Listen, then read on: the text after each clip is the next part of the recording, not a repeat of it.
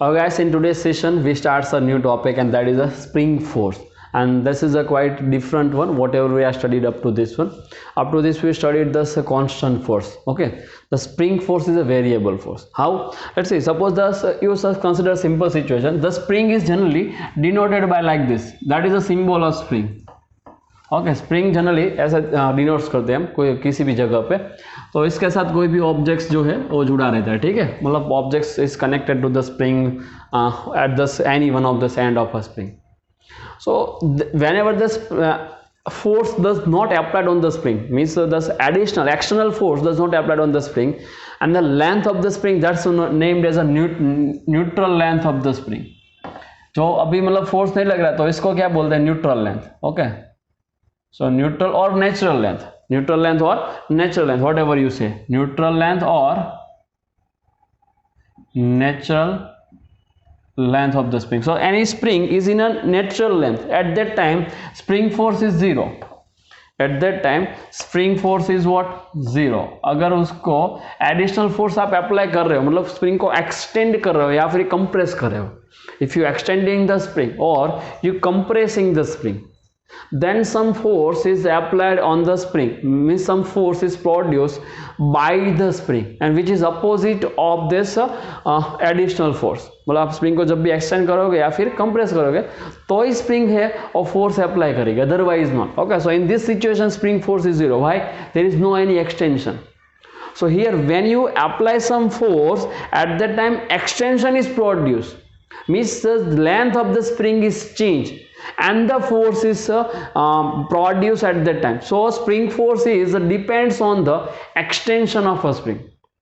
The spring force is depends on the extension of a spring. Generally spring force is denoted by Fs. So यहाँ पे आप क्या लिख सकते हो, Fs is proportional to extension, मतलब change in length of a spring, proportional to change in length of spring. Okay, now the second thing, अगर आप स्प्रिंग को एक्सटेंड करें, मतलब आपने कोई, चलो मान लो कि F फोर्स अप्लाई किया इस पे, तो स्प्रिंग की लेंथ जो है वो कुछ न्यू ऐसी हो गई, मान लो the spring length is changing like this after applying this force. So this much of length is changed here, this much of length. Okay, whenever you just extend the spring is try to compress, and whenever you compress the spring is try to expand. So this force is always opposite to the external force. This force is always opposite to the external force. So यहाँ पे आप जो भी spring force apply कर रहे हो, जो भी फोर्स अप्लाई करो उससे स्प्रिंग फोर्स अपोजिट होगा. Okay, so spring force is opposite to applied force. You just note this and you write this full topics in additional. Okay, अब पूरा टॉपिक जो है एडिशनल नोट्स में नोट्स कर लेना. और इस तरह से अगर आप प्रोपोर्शनल साइन इस यहाँ से निकालते हो तो फिर आपको कोई कांस्टेंट रखना होगा यहाँ पे. तो F S is equal to minus K, और चेंज इन लेंथ को आप एक्स मान लो. Here X means what? Change in length. Here X is equal to change in length of spring. X को आप क्या मान लो? Change in length of a spring. तो एफ एस का आंसर होता है F S is equal to minus के X. This minus sign indicates this force is opposite. Actually negative sign indicates here this force is opposite. यहाँ पे आपको ये apply करना है. तो फिर मैग्नीट्यूड भी आपको रखना है, तो क्या होगा? Only magnitude. मतलब आप डायरेक्शन पहले से ही दे रहे हो, you just apply this direction, means you just gives a direction in the system. तो फिर आपको मैग्नीट्यूड ही चाहिए, तो एफ एस का मैग्नीट्यूड होता है के एक्स. तो यहाँ पे के जो है वो कांस्टेंट है, उसको बोलते हैं स्प्रिंग कांस्टेंट. उसको आप क्या बोलते हो? Spring constant. So here k is a one constant and we call it is spring constant.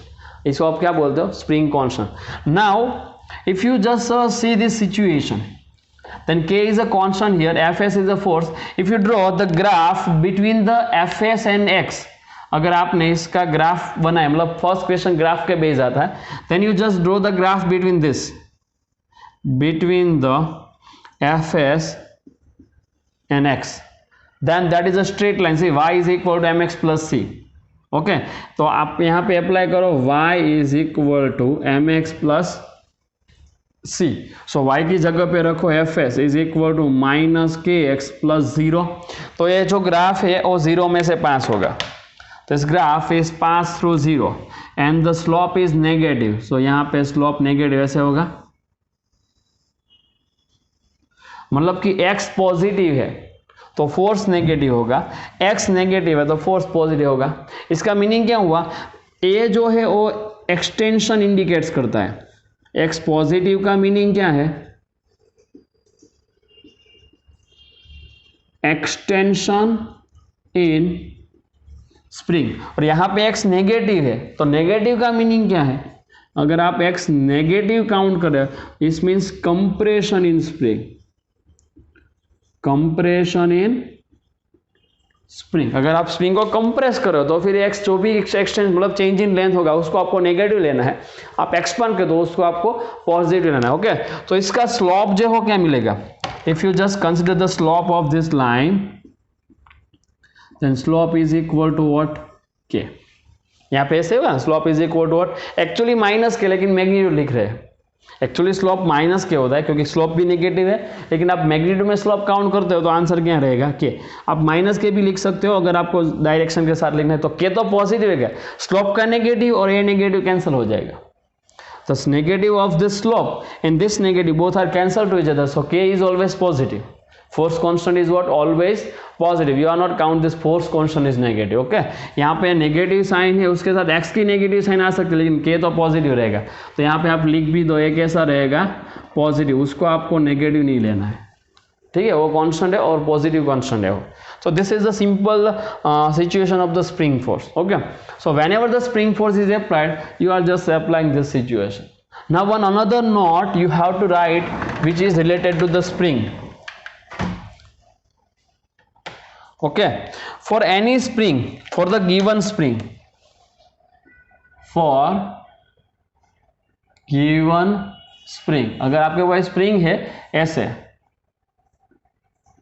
इसकी लेंथ कितनी है L, इसकी लेंथ कितनी है L और उसका कांस्टेंट कितना है सपोज K, तो फिर आप स्प्रिंग के लिए लिख सकते हो कि K into L is equal to constant, मतलब कोई भी गिवन स्प्रिंग में k into length of a spring constant रहता है। इसका मीनिंग अगर आपने स्प्रिंग को कट किया, suppose you just cut this spring, तो फिर ऐसे कुछ होगा कि मान लो कि ये आपने कट किया तो पहले स्प्रिंग का पोर्शन L1 बना, दूसरे स्प्रिंग का पोर्शन L2 बना, तो पहले स्प्रिंग का कांस्टेंट K1 है, दूसरे स्प्रिंग का कांस्टेंट K2 है, तो आप इसमें ऐसा लिख सकते हो कि K1 L1 is equal to K2 L2 is equal to KL is equal to constant. Always the product of the spring length and the spring constant is same. Always product of the spring constant and the spring length is same. तो आप इसमें ऐसा लिख सकते हो, यहाँ पे आपने एक स्प्रिंग को दो स्प्रिंग मतलब स्प्रिंग सेम होनी चाहिए, स्प्रिंग जो है वो सेम होनी चाहिए, मतलब सेम मटेरियल में से बनी होनी चाहिए। तो अगर आप इसको कट करते हो बीच में से, अगर आप उसमें L लेंथ के दो पोर्शन क्रिएट करते हो L1 एंड L2, तो आप ऐसा लिख सकते हो, if you just creating you just cut the spring in 3 sections, okay, then K1 L1 is equal to K2 L2 is equal to K3 L3 is equal to KL. So for any given spring KL is equal to always constant. So for given spring always K into L is equal to constant. तो ये आपको एक additional note लिखनी है spring के regarding, ठीक है, इस टाइप के क्वेश्चंस भी आपको पूछे जाते हैं। तो अगर आपको कोई भी स्प्रिंग कांस्टेंट या फिर लेंथ दी हुई है तो उसको में आप एक कंसेप्ट अप्लाई करके आप सॉल्यूशन कर सकते हो। तो पहला क्वेश्चन क्या है, स्प्रिंग फोर्स का इक्वेशन क्या रहता है, kx, कहाँ किस डायरेक्शन में होता है, always opposite to the force. तो यहाँ पे दो केस बन सकते हैं, एक एक्सटेंशन और एक compression. First case is what, extension, second case is what, compression. दोनों यहाँ पे हम फिगर भी ड्रॉ करते हैं, so don't worry about this, but this spring force is always opposite to the applied force. So यहाँ पे नेगेटिव साइन रहते हैं, negative sign indicates this one, okay. What is this x here, change in length of a spring. देखो यहाँ पे आपको ये clear करना है कि L, इसको अगर आप L बोल रहे हो तो L और x दोनों ही डिफरेंट है। एल जो है मतलब natural length of a spring, मतलब जब स्प्रिंग पे कोई भी फोर्स नहीं लग रहा है तब की लेंथ है, और एक्स जो है वो चेंज इन लेंथ है, मतलब स्प्रिंग की लेंथ आप मान लो कि 10 सेंटीमीटर है और आपने 1 mm जितना एक्सटेंड किया, तो एक्स का मीनिंग एक्स जो लेना 1 mm ही लेना है, जितनी आपने चेंज की है लेंथ उतनी ही काउंट करनी, मतलब इस केस की बात करें तो दिस वन इज एक्स, ये पूरी एल है और ये जो है चेंज हुई लेंथ, तो उसको आपको क्या बोलना है एक्स, तो x is a change in length of a spring, not the length of a spring. You must be remember. Okay, आपको डेल्टा एक्स भी बोल सकते हो, कुछ भी लिख सकते हो, लेकिन x का मीनिंग कुछ ऐसा रहना चाहिए. x का मीनिंग क्या होना चाहिए, change in length of a spring. So the spring force is depends on a length of change in length of a spring. So spring force is a variable force, is not a constant, it depends on x. देखो कभी zero भी हो सकता है, increase भी हो सकता है, देखो यहाँ पे. ओके, तो यहाँ पे दोनों ही केस लेते हैं. Case number 1, extension of a spring, extension of spring. अगर आपने extension काउंट किया तो ये स्प्रिंग है, यहां पे आपने इस डायरेक्शन में मान लो कि एक्सटर्नल फोर्स अप्लाई किया, F external. So spring is try to compress, तो स्प्रिंग फोर्स कैसे प्रोड्यूस होगा, ऐसे, लाइक अ टेंशन कैसे दोनों ही एंड पे अपोजिट डायरेक्शन होता है, ऐसे स्प्रिंग फोर्स भी दोनों ही एंड पे अपोजिट होंगे. Spring force is always produce in a pair, so spring force is for the whole system, spring force is again internal force. For the whole system, spring force is what, again internal force. It's actually always any force is produced in a pair. कोई भी force है वो pairs में ही produce होता है. तो यहाँ पे भी स्प्रिंग फोर्सेस अपोजिट डायरेक्शन में दोनों एंड्स पे लगे होंगे और अपोजिट होंगे, ठीक है. तो ऐसे स्प्रिंग फोर्स पेयर्स में क्रिएट होते हैं, like a tension, like a normal, like a friction. Clear है. चलो उसका सेकेंड केस लेते हैं. एक्सटेंशन हुआ, उसके बाद compression,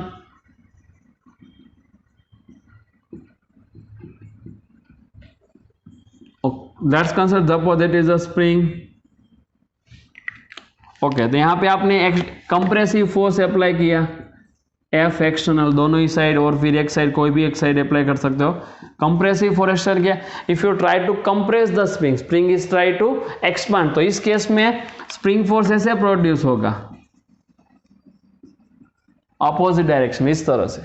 spring is try to expand, तो इसमें जो चेंज इन लेंथ है वो आपको x पॉजिटिव लेनी. यहाँ पे देखो मैंने क्या लिखा है, इसमें जो x है वो कैसा काउंट करना है, पॉजिटिव, और इसमें x कैसा काउंट करना है, नेगेटिव. लेकिन इस चैप्टर में जो भी हम सोल्व करने वाले हैं उसमें हम मैग्नीट्यूड ही काउंट करने वाले हैं, ठीक है. लेकिन आपको याद रखें क्योंकि नेक्स्ट चैप्टर जो नेक्स्ट फिजिक्स में हम जब सॉल्व करेंगे इसके सॉल्व, यहाँ पे माइनस प्लस सभी कुछ काउंट करेंगे, ठीक है. मतलब नेक्स्ट चैप्टर में, इस चैप्टर में तो हम सिर्फ मैग्नीट्यूड से चलने वाले हैं. Spring force is equal to k x, direction पहले से हम उसमें इंडिकेट्स कर देंगे, ठीक है. तो आप इस तरह से ये पूरा टॉपिक्स को, मतलब पूरे टॉपिक्स को इसकी थ्योरी याद रखनी है, उसके बाद हम एग्जाम्पल भी सॉल्व करते हैं. तो पहले पूरी थ्योरी नोट्स कर लो, उसके बाद एग्जाम्पल पे चलते हैं.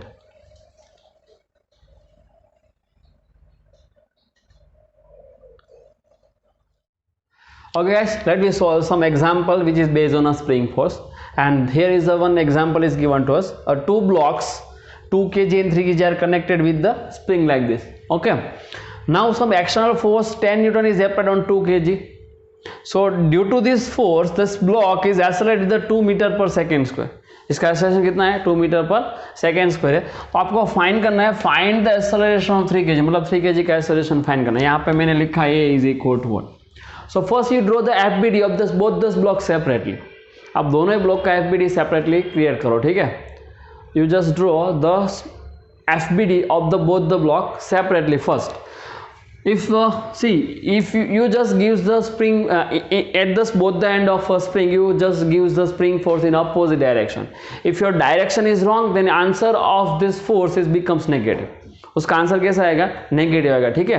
तो आप मान के चल लो यहाँ पे, ठीक है. नाउ दस 2 kg 10 Newton force is applied here. Here suppose we gives us a spring force Fs, तो यहाँ पे भी आपको कितना फोर्स देना होगा Fs. ये दो एंड्स है ऑफ द स्प्रिंग के दोनों एंड्स है. यहाँ पे सपोज इस डायरेक्शन में Fs लग रहा है, तो यहाँ पे इस डायरेक्शन में Fs लगेगा. मैंने क्यों ऐसे डायरेक्शन दी हुआ है, actually we don't know this direction is correct or not. Right now suppose right hand side 10 Newton force is applied on 2 kg, so I am giving this force of direction of a spring force in opposite direction. If it is wrong, अगर आपके direction wrong है तो फिर spring force का answer negative आएगा, तो फिर आपको डायरेक्शन चेंज कर देनी, ठीक है. Okay, so now this here this left hand side FS is applied. It means at the another end right hand side FS is applied. So first gives the spring force. Okay, now spring force is right hand side. So consider suppose this block is moving right hand side with this acceleration A. Okay, acceleration of this 3 kg is supposed to be considered A, and it is moving right hand side in this way. Now you draw the FBD of 2 kg separately, you draw the FBD of 3 kg separately. दोनों ही block का FBD आपको separate यहाँ पे create करना है, ठीक है. चलो ड्रॉ कर दे यहाँ पे दोनों ब्लॉक का FBD ऑफ 2 kg. तो 2 kg यहाँ पे ऐसे रख दो, यहाँ पे 2 kg है. चलो that's one is what 2 kg. Right hand side force कितना है 10 Newton. Left hand side force कितना लग रहा है उस पे FS. एक्सेलरेशन कौन सी डायरेक्शन में है, right hand side 2 metre per second में, तो 2 kg का FBD क्रिएट हो गया. चलो now draw the FBD of 3 kg. FBD of 3 kg, तो 3 kg को सेपरेटली ड्रॉ करो. सो सेपरेटली 3 kg. उस पर राइट हैंड साइड कितना फोर्स लग रहा है FS. राइट हैंड साइड ने अपने एक्सेलरेशन माना कि ये है जो फाइंड करना है, तो ऐसा कुछ है, ठीक है. So here you first applied the Newton second law. Applied the Newton second law in this situation. So Newton's, as per the Newton second law, F net is equal to what, ma. You get the acceleration at the present situation. Okay, इसके बाद मतलब आपने इस moment के बाद का कोई moments consider किए, you just consider this moment. After this moment, then maybe acceleration is different. Whatever you have to find the acceleration, this situation is at this moment only. Okay, spring force variable force है. Spring force कैसा force है, variable force है, तो acceleration भी variable ही होगा. तो आपको जितना एक्सेलरेशन मिल रहा है वो इसी मोमेंट का है, उसके बाद की मोमेंट का आप कुछ भी नहीं बता सकते हो. मतलब इससे अगर ये सिचुएशन t = 2 सेकेंड पे है तो आपको t = 2 सेकेंड का ही एक्सेलरेशन मिलेगा. 3 सेकेंड का एक्सेलरेशन आप फाइंड नहीं कर सकते हो. क्यों? क्योंकि स्प्रिंग फोर्स वेरिएबल है.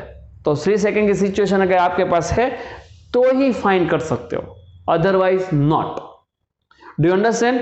In the case of spring force, you find the acceleration or anything, force or acceleration, anything, only at the given moment. If you consider the situation after the moment, then you are not able to get this answer. You first remember this, okay? तो आपको जो भी acceleration मिलेगा वो इसी instant moment का होगा. Clear है सबको? चलो चलते आगे. सो यहाँ पे आपको F net is equal to m apply करना है. So force in the direction of acceleration minus opposite direction of acceleration. तो यहाँ पे एक्सेलरेशन कौन सी डायरेक्शन में, देखो right hand side. What is the direction of acceleration, right hand side. Right hand side कौन सा फोर्स है 10 न्यूटन या फिर FS. So 10 newton is right hand side, so 10 is positive. So 10 is positive. FS is opposite to the acceleration, see here. So minus FS, write down the minus FS is equal to m. m कितना है इस block का 2. सो 2. इस block का acceleration कितना है 2. So write this 2. So you just simplify this FS right hand side, 2 into 2 4.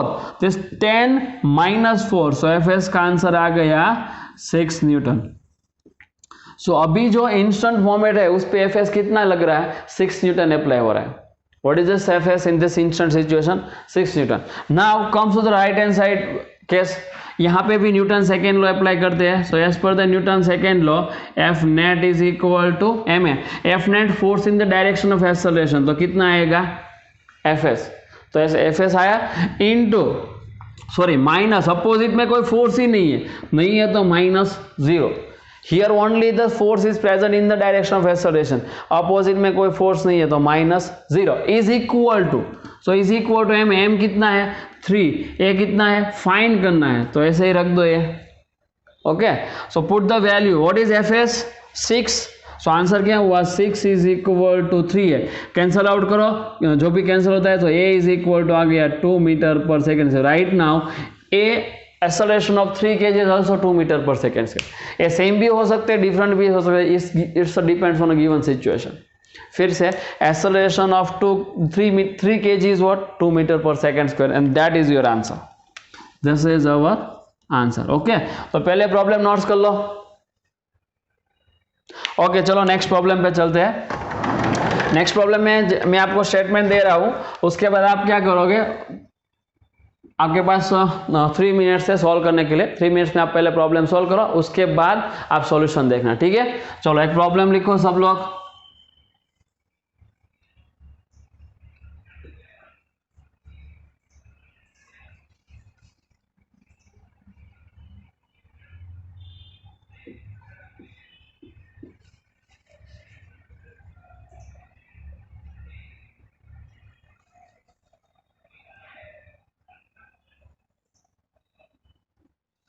Here this problem is what? Find f.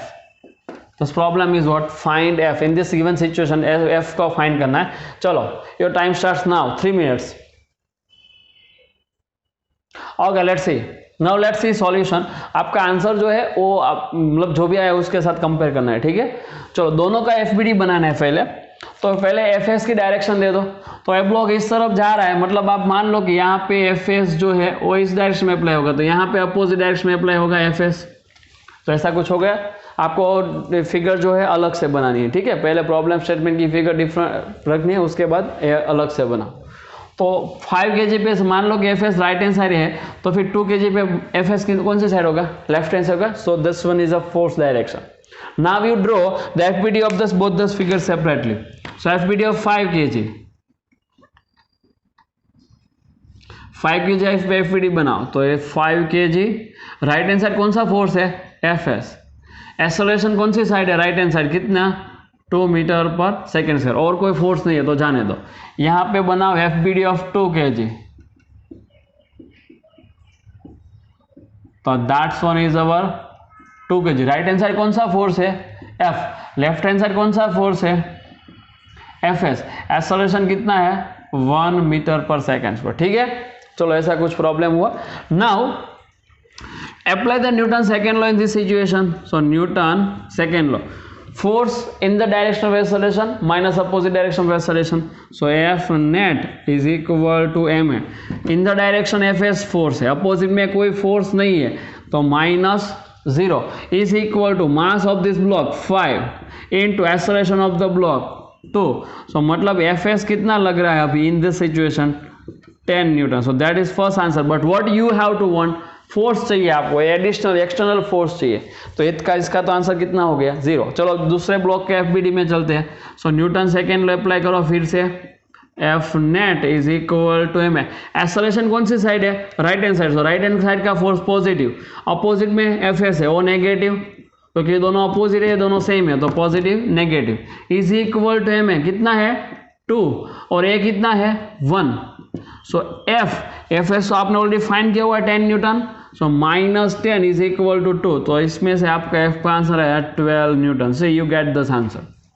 आपको क्या करना है? स्प्रिंग फोर्स का मतलब स्प्रिंग फोर्स अप्लाई करना है, उसके बाद दोनों ऑब्जेक्ट्स के FBD बनाए, 2 times you just apply the Newton second law, you get this answer. Okay, so our answer right now is what?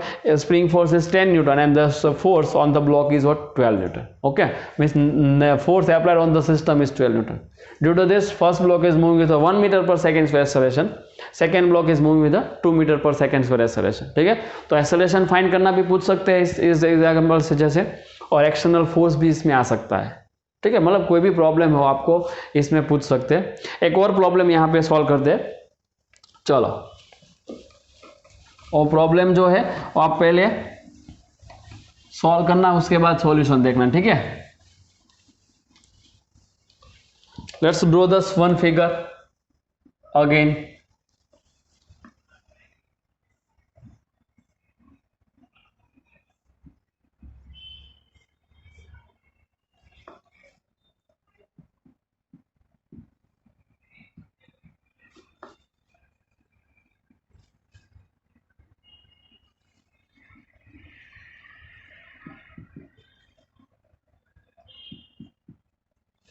चलो, ऐसा कोई सिस्टम दिया हुआ है, that is a given system. Now find the acceleration of 1 kg। Question क्या है? Find acceleration of 1 kg। Your problem मतलब your time starts now. यहाँ पे एक्सटर्नली कोई फोर्स नहीं है, सिर्फ इतना ही है। तो चलो फाइंड करो। Maximum you have 3 minutes। Okay, maximum you have 3 minutes, you just try to solve out. Okay, let's see. Now you compare your answer with the solution. Now the given situation like this, like here external force is applied, but in this system external force is not applied, only the spring force is present. मतलब ऐसा मान लो कि आपने ऐसे block, दोनों ही block को action करके रिलीज कर दे तो फिर दोनों ब्लॉक्स मूव करेंगे, इस तरह की कोई सिचुएशन गिवन है। तो ए ब्लॉक कौन सी डायरेक्शन मूव कर रहा है, राइट हैंड साइड, तो मान लो कि ये ब्लॉक पे right hand side F S है, और अगर यहाँ पे राइट हैंड साइड है तो यहाँ पे कौन सी डायरेक्शन में होगा, left hand side F S होगा इस तरह से। तो पहले अप्लाई करो, तो इसका एक्सेलरेशन लेफ्ट हैंड साइड, मतलब फोर्स लेफ्ट है, यहाँ पे मान लो कि एक्सेलरेशन भी लेफ्ट हैंड साइड ही होगा सपोज, ठीक है। यहाँ पे फोर्स लेफ्ट हैंड साइड है तो मान लो कि एक्सेलरेशन लेफ्ट हैंड साइड है, डायरेक्शन रॉन्ग हुई तो आंसर नेगेटिव होगा, सो don't worry about this. Okay, now FBD of 4 kg and right hand side FBD of 1 kg। तो 4 kg का अगर आपने एफबीडी क्रिएट किया तो राइट हैंड साइड कौन सा फोर्स है, F S, right hand side कितना एक्सेलरेशन है 2। अगर 1 kg का एफबीडी आपने बनाया तो लेफ्ट हैंड साइड कौन सा फोर्स है, F S, left hand side कितना एक्सेलरेशन है जो आपको फाइंड करना है, ठीक है। एफबीडी बन गया। यहाँ पे न्यूटन सेकेंड लॉ अप्लाई करो, चलो if you apply the Newton second law in this situation then force F s, opposite में कोई फोर्स है नहीं है, तो -0 is equal to mass of the block 4 into acceleration 2 metre per second square, acceleration 2, तो फिर एफ एस का answer कितना आया 8 Newton. What is this answer of F S, 8 Newton. यहाँ पे एफ बी डी अप्लाई करो, चलो तो इस केस में अगर आपने एफ बी डी अप्लाई किया तो फिर F net is equal to में न्यूटन सेकेंड लॉ, तो आंसर क्या होगा, एफ एस ए डायरेक्शन में और कोई फोर्स है अपोजिट डायरेक्शन नहीं है तो -0 इज इक्वल टू ब्लॉक का मास 1 और एक्सेलरेशन है, एफ एस नॉन है राइट नाउ 8 न्यूटन, तो यहाँ पे रख दो। सो 8 इज इक्वल टू 1 इंटू ए, तो फिर ए का आंसर आ गया 8 मीटर पर सेकेंड स्क्वायर। देखो if the block this block is moving right hand side with the 2 metre per second square, it's means this block is moving with the left hand side 8 meter per second square, मतलब इस तरह से दोनों objects move करेंगे, ठीक है। तो इस तरह का कोई क्वेश्चन से आपको जनरली इसमें आता है, तो पूरा एग्जाम्पल है आपकी बुक्स में, नोट कर लो।